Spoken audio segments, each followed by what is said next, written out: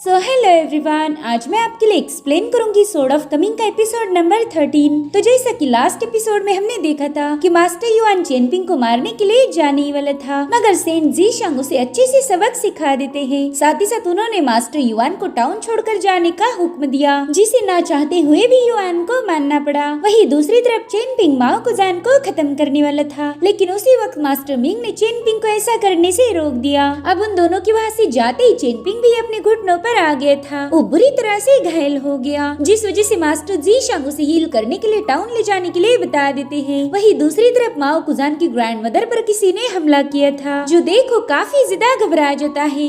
अब आगे तो ओपनिंग सीन में हम देख पाते हैं कि माओ कुजान की ग्रैनी काफी अजीब तरीके से नीचे ही पड़ी हुई थी, मानो किसी ने उसकी गर्दन घुमा दी हो। जो देख माओ कुजान को तो अपनी आंखों पर ही यकीन नहीं हो रहा था। अब वो अपनी ग्रैंड मदर के पास जाने ही वाला था कि तभी सीनियर मिंग उसे रोकते हुए कहने लगे कि तुम पहले ही बहुत ज्यादा गुस्से वाले हो, उन्हें प्लीज मुझे चेक करने दो। जिसके बाद मास्टर मिंग उसकी ग्रैंड मदर को चेक करते हुए माओ कुजान को बता देते हैं कि उसकी ग्रैंड मदर की मौत हो गई है। जो सुनकर तो माओ कुजान पूरी तरह से टूट गया था। वेल, इस दुनिया में वो सिर्फ अपनी ग्रैंड मदर से ही प्यार करता था और वो आखिरी शख्स भी अब मर चुकी है। इधर मास्टर मिंग अपनी सोड बाहर निकालते हुए सेंट जीशांग से कहने लगे कि इस टाउन में मैजिक यूज करना अलाउड नहीं है, लेकिन यहाँ जो भी हुआ उसका सीधा असर माओ कुजान की माइंड पर पड़ के उसकी कल्टीवेशन भी डिस्ट्रॉय हो सकती है। इसीलिए मुझे मेरे एंसेस्टर को समन करने की परमिशन चाहिए। तो सेंट जीशांग भी उसकी बात मान जाते हैं, जिसके चलते मास्टर मिंग ने अपने जेनु माउंटेन की स्पेशल टेक्निक को एक्टिवेट कर दिया। इसका यूज करते हुए वो अपने जेनु माउंटेन की किसी भी एंसेस्टर को समन कर सकता था। और अब हम देख पाते हैं कि आसमान में बिजलियां कड़कते हुए वहाँ पर एक एंसेस्टर पहुंच चुका है।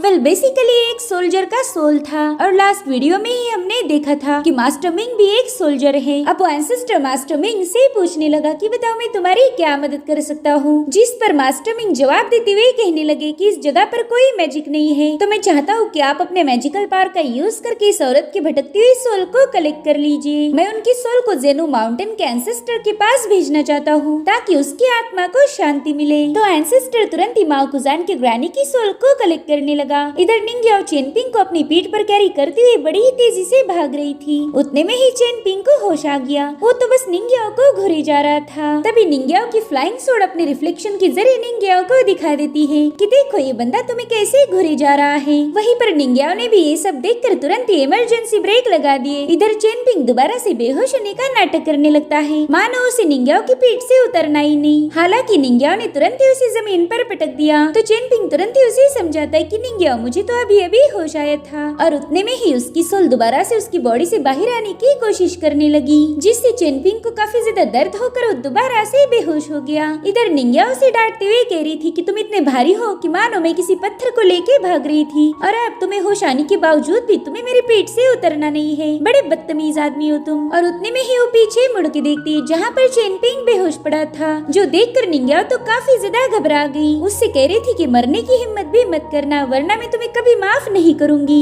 जिसके बाद दोबारा से चेनपिंग को कैरी करते हुए टाउन की तरफ रवाना हो गई। वही दूसरी तरफ मास्टर मिंग के एंसेस्टर ने माओ कुजान की ग्रैंड मदर की सोल को चेक किया, मगर वो उसकी सोल को अपने एंसेस्टर के पास भेज नहीं पा रहा था। तो मास्टर मिंग माओ कुजान को इसकी वजह बताता है। वो कह रहा था कि तुम्हारी ग्रैंड मदर ने अपनी पूरी लाइफ में बहुत ही ईवल काम किए हैं, जिस वजह से उनकी मौत होती उनके सोल के भी पीसेस हो गए। यही वजह है कि उनकी सोल के पीसेस ऐसे ही बिखरे रहेंगे। ये सब सुनकर तो माओ कुजान काफी ज्यादा भड़क गया। वो कह रहा था कि तुम चाहे कौन सी भी मैजिक का यूज क्यों ना करो, मुझे उससे कोई लेना देना नहीं, लेकिन मेरी ग्रैंड मदर के सोल पीसेस को ढूंढ के लाओ। जिस पर एंसेस्टर जवाब देते हुए कहने लगा कि इससे ज्यादा मैं और कुछ कर नहीं सकता। इस टाउन में जो भी ईवल काम करते हैं उनकी आत्मा को कभी शांति नहीं मिलती, इसीलिए यहाँ पर तो मैं ज्यादा कुछ कर नहीं सकता। वहीं पर मास्टर मिंग को ये समझ नहीं आ रहा था कि आखिरकार ये गॉड वॉरियर माओ कुजान की बदतमीजी को झेल कैसे रहे। अगर उसकी जगह कोई और होता तो शायद उसे अपनी जान से हाथ धोना पड़ता। जिसके बाद वो अपने एंसेस्टर का शुक्रिया अदा करके उन्हें वहाँ से वापस भेज देता है। वहीं पर माओ कुजान अपनी ग्रैंड मदर के पास आकर रोने लगा। वो मास्टर मिंग से पूछता है कि बताओ मेरी ग्रैंड मदर को कैसे मारा गया। जिस पर मास्टर मिंग जवाब देते हुए कहने लगे कि ये किसी पावरफुल ची कल्टीवेटर का काम है, उसने एक ही थप्पड़ में उन्हें खत्म कर दिया।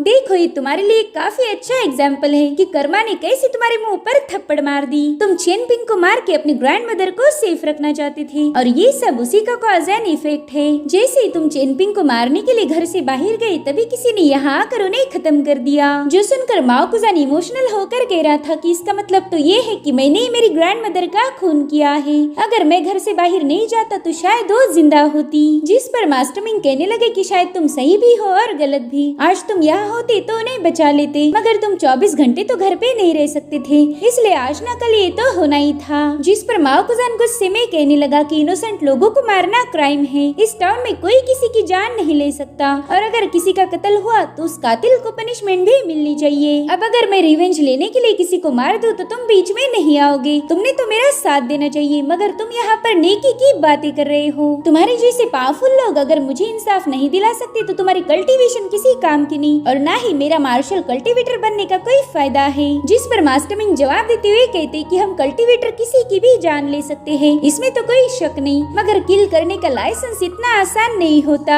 हम बेकसूर लोगों को मार नहीं सकते। मैंने हजारों लोगों की जान ली है, मगर वो सब उसी लायक थे, उन्हें जहन्नुम में भेजना जरूरी था। और रही बात तुम्हारी तो तुमने बस 2-3 लोगों को खत्म किया है, मगर वो लोग बेकसूर थे। उन्हें मारना यानी कल्टीवेटर होने का गलत फायदा उठाना। अगर तुम किसी को मार सकते हो तो तुम्हें अपने कर्मों को भी भुगतना होगा। और देखो तुम्हारा कर्मा तुम्हारे सामने पड़ा है। अगर तुम किसी की जान लोगे तो तुम्हें अपनों को भी मरता हुआ देखना पड़ेगा। यही किलिंग का लॉ है। ये सब बातें सुनकर माओ कुजान काफी ज्यादा भड़क गया। वो कह रहा था कि किसे मारना है और कब मारना है ये सब तुम मुझे मत सिखाओ। मैं ना ही अभी तक तुम्हारे जेनु माउंटेन का मेंबर बना हूँ और ना ही तुम्हारा डिसाइपल, तो मुझे तुम्हारे नियमों से घंटा फर्क नहीं पड़ता। जिसने भी ये कांड किया है मैं उसे जरूर से खत्म कर दूंगा और तुम बीच में नहीं आओगे। जिसके बाद वो अपनी ब्लैक कैट से कहने लगा कि मुझे बताओ यहाँ पर कौन आया था। तो बिल्ली तुरंत ही उसे रास्ता दिखाने के लिए वहाँ से रवाना हो गई। माओ कुजान भी उसे फॉलो करते हुए मार्केट में पहुँच गया था। साथ ही साथ आज स्मॉल टाउन में काफी ज्यादा बारिश हो रही थी। ऐसा तभी होता है जब टाउन में कुछ गलत हुआ हो। वहीं पर हम जाओशान नाम की बंदी को देखते हैं जो कि अपने गार्ड के साथ मार्केट से गुजर रही थी। साथ ही साथ उसके पास एक ट्रेजर भी था जिसे देखकर वो काफी ज्यादा खुश थी। वहीं पर माओ कुजान भी चुपचाप से उसे फॉलो करने लगा और फिर वो भागती हुई जाकर सीधा जाओशा की गार्ड पर अटैक कर देता है। माओ कुजान के एक ही ब्लो में वो बंदा खत्म हो गया था, जो देखकर जाओशान काफी ज्यादा डर जाती है। जिसके बाद वो पीछे मुड़ के देखती है कि अटैक तो माओ कुजान ने किया है। अब माओ कुजान उस पर भी हमला करने के लिए आगे बढ़ा, मगर जाओशा ने तुरंत ही अपनी तलवार से उस पर हमला करने की कोशिश की। हालांकि वो माओ कुजान को मार नहीं पाती क्योंकि माओ कुजान ने उसकी सोड़ को पकड़ लिया था। और फिर अचानक से माओ कुजान ने जाओशा पर जोरदार हमले करना शुरू कर दिए, जिसके चलते जाओशा बुरी तरह से घायल हो गई। गई शुरुआत की एक एपिसोड में हमने देखा था कि इस बंदी पर माओ कुजान ने जानलेवा हमला किया, वो भी उस वक्त जब वो रिवर में कल्टीवेट कर रही थी। तो माओ कुजान को लगता है कि उसने इसी बात का बदला लेने के लिए उसकी ग्रैंड मदर को मार दिया होगा। अब वो उसे चोक करते हुए कहने लगा कि मैंने तुम्हारी कल्टीवेशन बर्बाद कर दी थी, जिसका बदला तुमने मुझसे लेना चाहिए था, मगर तुमने मेरी ग्रैंड मदर को खत्म किया। इस दुनिया में उनके अलावा मेरा और कोई नहीं था, तो बताओ तुमने ऐसा क्यों किया। तभी जाओशा उसे बताती कि मैंने तुम्हारी ग्रैंड मदर को नहीं मारा। स्मॉल टाउन में किसी का कत्ल करना अलाउड नहीं है। अगर मैं ऐसा कुछ करती तो मुझे कब का स्मॉल टाउन से बाहर निकाल दिया होता। जो सुनकर माओ कुजान उसे हवा में उठाते हुए कहने लगा कि पता है मैं तुम्हारे जैसे लोगों से नफरत क्यों करता हूँ। जिसके बाद उसे जमीन पर पटकते हुए जवाब देता है क्योंकि तुम लोग हमेशा अपने क्राइम को छुपाते हो। लोगों की जीने या मरने से तुम्हें कोई फर्क नहीं पड़ता। वहीं पर मास्टर मिंग ये सारा तमाशा चुपचाप खड़े होकर देख रहे थे, लेकिन आज उनमें इतनी हिम्मत नहीं थी कि वो माओ कुजान को रोक पाए। इधर जाओशा उन्हें बताने लगी कि मेरे ग्रैंडफादर सी टाइड आर्मी के कमांडर हैं, इसलिए तुम जो चाहोगे वो तुम्हें मिल जाएगा, बस मुझे जिंदा छोड़ दो। जो सुनकर तो माओ कुजान को और ज्यादा गुस्सा आ रहा था। वो कहने लगा क्या इत्तेफाक है, मेरे ग्रैंडफादर भी सेंट जीशांग के काफी अच्छे दोस्त हैं, इसीलिए तुम अपनी फैमिली का डर दिखा के मुझे खामोश नहीं कर सकती। जिसके बाद उस जाओशा को बुरी तरह से चोक करते हुए बेहोश कर देता है। साथ ही साथ वो कह रहा था कि अच्छा तुम्हारे ग्रैंडफादर सी टाइड आर्मी का हिस्सा है, बस थोड़े दिन सब्र करो, मैं भी उसी आर्मी को ज्वाइन करूंगा। वहीं पर हम सेंट जीशांग के डायरेक्ट डिसाइपल लांग को देखते हैं, जो कि माओ कुजान की सारी बातें सुनकर चुपचाप से वहाँ से चला गया। वहीं दूसरी तरफ निंगिया मास्टर वांग की फार्मेसी पर पहुँच गई। उसे पता था कि मास्टर वांग ही बस चेन पिंग को हील कर पाएंगे। वो तुरंत ही जाकर मास्टर वांग से कहने लगी कि प्लीज मेरी मदद कीजिए, लेकिन मास्टर वांग तो बिल्कुल भी जल्दी में नहीं थे। वो कहते लड़की तुमने घर में दाखिल होने से पहले परमिशन मांगनी चाहिए थी, शायद तुम में जरा भी मैनर्स नहीं है। जिस पर निंगिया जवाब देते हुए कहने लगी कि मुसीबत के वक्त मैनर्स दिखाए नहीं जाते,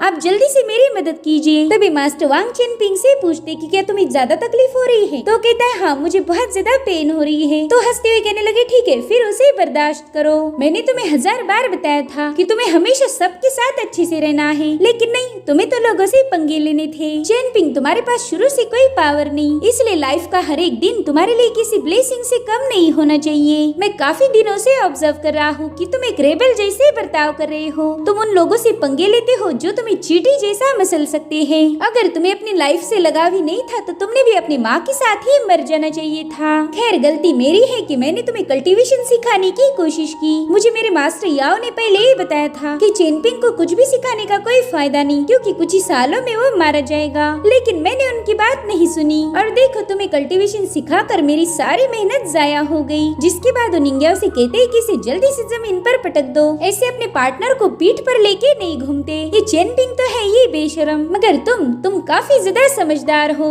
इधर निंग्याओ ने चेनपिंग को बेंच पर बिठा दिया था। मास्टर वांग कहते कि चेनपिंग दिल से काफी अच्छा बंदा है, लेकिन उसके पास कोई फॉर्चून नहीं। जिसके बाद वो चेनपिंग को डांटते हुए कहने लगे कि जरा अपने दोस्त लियू शियांग को देखो, उसके पास कम से कम एक ट्रेजर था, लेकिन उसी ट्रेजर की खातिर मास्टर युआन उसे जान से मारना चाहता था।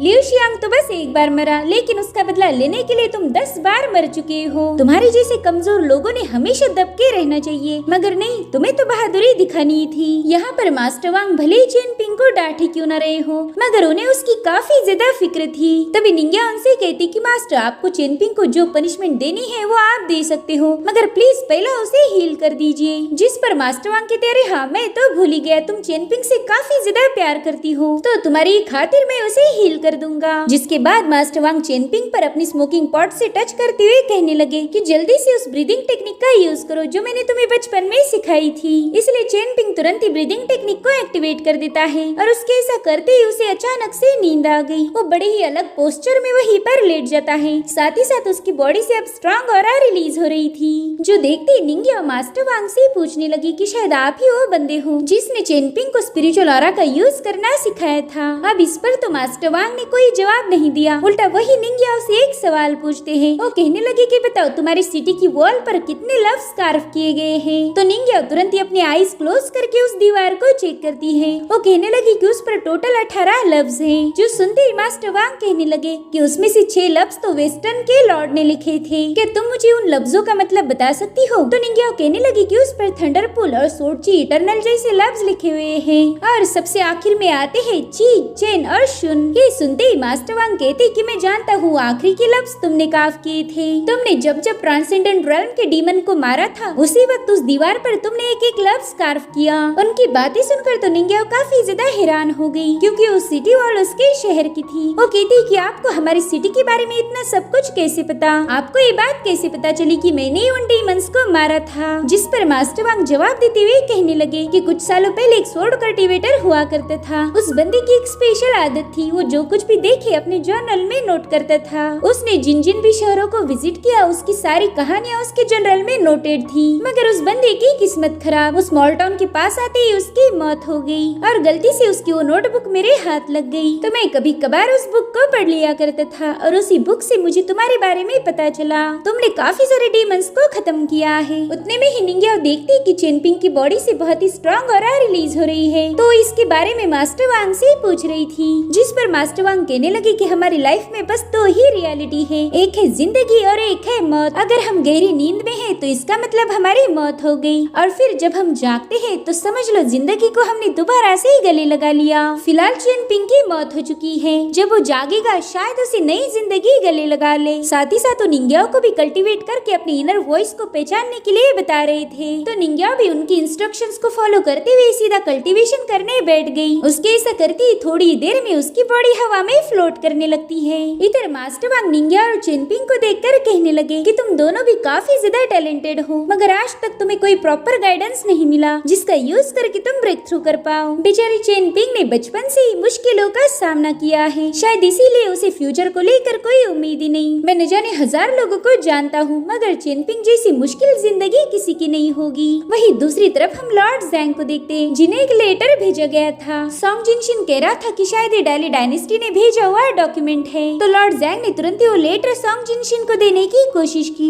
मगर वो तो बस उस लेटर को घुरे जा रहा था, जो देखकर लॉर्ड जैंग हंसते हुए कहने लगा कि तुम ग्रेट डैली डायनेस्टी के होने वाले प्रिंस हो, मगर तुम्हें इतनी भी हिम्मत नहीं कि वहाँ के डॉक्यूमेंट्स को पढ़ा जाए। उनका ताना सुनते ही सॉन्ग जिनशिन ने तुरंत ही वो लेटर छीन लिया। उसमें लिखा था कि डेडलाइन करीब आ चुकी है, 3 दिनों के अंदर ही स्मॉल टाउन को खाली कर दो। ये सब पढ़कर तो सॉन्ग जिनशिन काफी ज्यादा परेशान हो गया। वो लॉर्ड जैंग से पूछता है कि मुझे बताए यहाँ क्या होने वाला है। तो लॉर्ड जैंग जवाब देते हुए कहने लगे कि स्मॉल टाउन खतरे में है, यहाँ मौजूद लीपल केव कभी भी कोलैप्स हो सकती है। यहाँ पर क्या होगा इसकी कोई गारंटी नहीं, ना ही मैं इसका अंदाजा भी लगा पा रहा हूँ, इसलिए मुझे कुछ भी करके तुम्हें स्मॉल टाउन से दूर ले जाना ही होगा। जिसके बाद लॉर्ड जैंग ने चुटकी बजाते ही अपने कुछ सिपाहियों को वहाँ पर बुला लिया। वो कहते हैं कि जल्दी से चारों क्लैन और 10 फैमिलीज को इन्फॉर्म करो कि कुछ ही समय में लीपल केव कोलैप्स होने वाली है, तो तुम सभी लोग इसके लिए तैयार रहो। वही दूसरी तरफ हमें स्मॉल टाउन के एंसेस्टर्स की आवाज आने लगी। वो आपस में ही बात करते हुए कह रहे थे कि यहाँ पर कई सारी जिंदगियां दाव पर लगी है और सेंट जीशंग चाहकर भी इस सिचुएशन को रिवर्स नहीं कर सकता। अगर इस कैटास्ट्रॉफी में कोई बचेगा तो बस है 4 क्लैन और 10 फैमिलीज। गाइस, यहाँ पर एंसेस्टर जिस बारे में बात कर रहे हैं वो आने वाले एपिसोड्स में क्लियर हो जाएगी। वही दूसरी तरफ हम जिंगचुन को देखते हैं, जो कि इमॉर्टल जू की कैरेज के साथ स्मॉल टाउन छोड़कर बाहर आ गया था। उसकी मायूसी देखकर ही हमें पता चलता है कि इमॉर्टल जू जबरदस्ती उसे अपने साथ ले जा रही। वहीं पर इमॉर्टल जू का लड़का संदूक को खोलकर अपने ट्रेजर को चेक करता है। गाइस, ये चेनपिंग के दोस्त ली शियांग का वही आर्मर था जिसके लिए इन लोगों ने काफी सारी चालबाजी की थी। इधर माओ कुजान ने अपनी ग्रैंड मदर को दफना दिया। वो उनके सामने प्रे करते हुए कहने लगा कि आज मैं स्मॉल टाउन छोड़कर जाने वाला हूँ, मगर आप मेरी बिल्कुल फिक्र ना करें, मैं हमेशा खुद का ख्याल रखूंगा। जिसके बाद वो मास्टर मिंग से कहने लगा कि मैं जानता हूँ हमारे स्मॉल टाउन के लोग तुम्हारे सामने कुछ भी नहीं, तुम्हारे जैसे लोग हमें कभी भी मार सकते हैं, हमारी औकात किसी कीड़े मकोड़े से कम नहीं, लेकिन कई सारे आउटसाइडर्स ट्रेजर की तलाश में यहाँ पर आते रहते हैं। भले ही हम लोग कितने भी ज्यादा कमजोर क्यों ना हो, मगर हमारे ट्रेजर्स तुम्हें काफी ज्यादा अच्छे लगते हैं। जिस पर मास्टर मिंग जवाब देते हुए कहने लगे कि यहाँ की रिवर में एक खास बात है, यहाँ की फिशेस एक ड्रैगन में तब्दील होने की ताकत रखती है। जिस पर माओकुजान कहते हैं हाँ, यहाँ की रिवर काफी ज्यादा स्पेशल है, आज तक किसी की यहाँ डूबकर मौत नहीं हुई। और फिर वो जाओ शाह की तरफ देखने लगा, यानी कि वो जाओ शाह को मारने की प्लानिंग कर रहा था। और उस बंदी के पास तो अब कल्टीवेशन की पावर भी नहीं बची थी जिसका यूज करके वो माओकुजान का मुकाबला कर पाए। अब हमें ली मैंशन का सीन दिखाया जाता है। फाइनली वो स्मॉल टाउन छोड़कर अपने घर वापस निकली थी। ली मैंशन के लोग युवान और टाउजी की वजह से काफी ज्यादा परेशान थे और आज फाइनली उन्होंने भी सुकून की सांस ली। वहीं पर मिस टाउजी स्मॉल टाउन को देखते हुए कहने लगी कि ग्रैंडपा युवान ने मुझसे वादा किया था कि वो स्मॉल टाउन का एक माउंटेन अपने साथ लेकर आएंगे, फिर उसी पर मैं मेरा फ्लावर गार्डन बनाऊंगी जो कि हमारे जिंगयांग माउंटेन का सबसे खूबसूरत माउंटेन होगा। इधर मास्टर युवान भी मिस टाउजी से किया हुआ वादा पूरा करने के लिए एक माउंटेन के पास पहुंच चुका था। उसने जल्दी से अपनी पावर्स को एक्टिवेट करते हुए जमीन पर एक जोरदार पंच हिट कर दिया, जिससे वहाँ की पूरी जमीन शेक होते हुए वो एनर्जी सीधे आसमान तक जाने लगी। और अब हम देखते कि मास्टर युवान का लुक पूरी तरह से बदल चुका है। वो दिखने में एक एंशिएंट एप जैसा नजर आ रहा था और अब उसने सीधे जाकर उस माउंटेन के पास जंप लगा दी, जिससे तो पूरा इलाका शेक होने लगता है। और अब मास्टर युवान अपना सीना ठोकते हुए दिखा रहा था कि उसका कोई मुकाबला नहीं कर सकता। जिसके बाद वो सीधे जाकर माउंटेन को उखाड़ना शुरू कर देता है। वो माउंटेन काफी ज्यादा बड़ा था, मगर मास्टर युवान के सामने वो कुछ भी नहीं। जिसके बाद थोड़ी देर में मास्टर युवान ने उस माउंटेन को पूरी तरह से उठा लिया, मगर उसी वक्त मास्टर युवान पर हेवनली प्रेशर पड़ना शुरू हो जाता है। साथ ही साथ सेंट जीशांग की आवाज उस पूरी जगह पर गूंजने लगी। वो कहते कि जल्दी से इस माउंटेन को अपनी जगह पर रख दो। हालांकि मास्टर युवान इसके लिए बिल्कुल भी तैयार नहीं था। तब तक सेंट जीशांग उसके सामने आ जाते हैं, जिन्हें देखकर मास्टर युवान कह रहा था कि तुम मुझे रोक के सबसे बड़ी गलती कर रहे हो, तुम कभी अंदाजा भी नहीं लगा पाओगे कि मैं कितना ज्यादा पावरफुल हूँ। जिस पर सेंट जीशांग कहने लगे कि मैं जानता हूँ तुम 10,000 साल पुराने ग्रेट एप हो, लेकिन इसका मतलब ये तो नहीं कि तुम स्मॉल टाउन को अपने बाप की विरासत समझो। अब जल्दी से माउंटेन को उसी जगह रख दो जहाँ से तुमने इसे उठाया था। ये सुनकर मास्टर युवान जोर जोर से हंसते हुए कहने लगा कि अगर मैं इस माउंटेन को वापस ना रखूं तो तुम मेरा क्या उखाड़ लोगे, तुम्हारी इतनी औकात ही नहीं कि तुम मेरे सामने 2 मिनट टिक पाओगे। उसकी बातों से सेंट जीशांग काफी ज्यादा भड़क गए थे, तो उन्होंने गुस्से में आकर मास्टर युवान के मुंह पर एक जोरदार लात मार दी। उस एक ही लात में मास्टर युवान तो सीधा घुटनों पर ही आ गया था। जिसके बाद सेंट जीशांग ने अपनी पावर्स पावर्स का यूज करते हुए उस माउंटेन को उसी जगह फिक्स कर दिया जहाँ से युआन ने उसे उखाड़ लिया था। वहीं पर मास्टर युआन सेंट जीशांग से कहने लगा कि तुम इतनी ज्यादा पावरफुल नहीं कि मुझे पूरी तरह से कंट्रोल कर पाओ, और अब वो सेंट जीशांग को पंच हिट करने की कोशिश करता है, मगर सेंट जीशांग तो तुरंत ही वहाँ से गायब हो गए थे। जिसके बाद सेंट जीशांग ने ही मास्टर युआन की तगड़ी धुलाई करना शुरू कर दी। वहीं पर मास्टर युआन इतना ज्यादा पावरफुल होने के बावजूद भी उनके सामने ढेर हो गया। उसे कहीं न कहीं लगा था कि वो अपने एंशिएंट फॉर्म का यूज करके सेंट जीशांग को हरा पाएगा, लेकिन उसका ये अंदाजा बिल्कुल गलत निकला। अब सेंट जीशांग ऊपर से उस पर प्रेशर डालना शुरू कर देते हैं। साथ ही साथ सेंट जीशांग ने अपनी स्टेप टेक्निक का भी यूज किया था, जिसके चलते मास्टर युआन बुरी तरह से घायल हो जाता है। वो कहने लगे कि फिलहाल मैं काफी ज्यादा बदल चुका हूँ, मैं लोगों को मारने में नहीं बल्कि उन्हें दूसरा मौका देने में बिलीव करता हूँ। अगर 60 साल पहले तुमने ऐसी कोई हरकत की होती तो शायद मैं तुम्हारी जेंगियांग माउंटेन को एक ही स्टेप में डिस्ट्रॉय कर देता। और इसी के साथ ये एपिसोड यहीं पर एंड हो जाता है। Thank you so much for watching. Bye bye, take care.